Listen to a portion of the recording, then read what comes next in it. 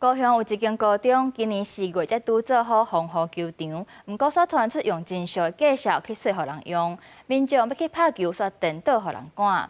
教育局表示，学校要做场地，予人1年半的时间，照规定来讲是爱通报，嘛爱审查，不过煞是拢无人知影，因能够去调查追究责任。 学生囡仔按照老师的口令练习拿球的运球动作。高雄市这间高中的防雨球场，今年4月才拄完工，不过却传出学校甲人签约，对8月初1起，甲5大拿球场用12万租人1年半。有民众要入去拍球煞风赶，落尾去甲议员订正，才可代志别空。议员讲要租予人遮尔久，照规定爱报请教育局核准，不过教育局煞无人知影这件代志实在不合理。 本来学校可以收将近快要300-400万的这个收入。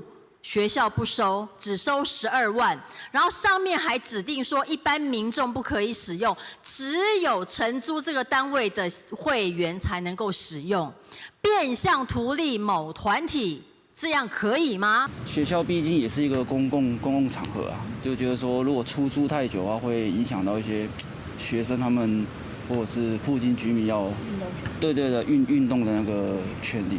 照规定收1万租金，校方会当用来建设学校。议员认为，干那租人12万已经影响到学生的权益，要求教育局要严查严办。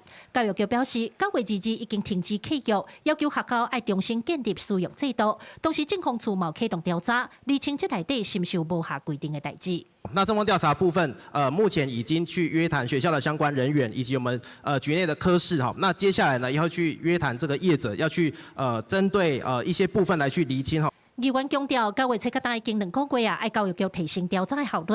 教育局表示，政风处已经组成专案小组，伫咧厘清契约的合法性甲相关人员的责任了后，会照规定追究相关责任。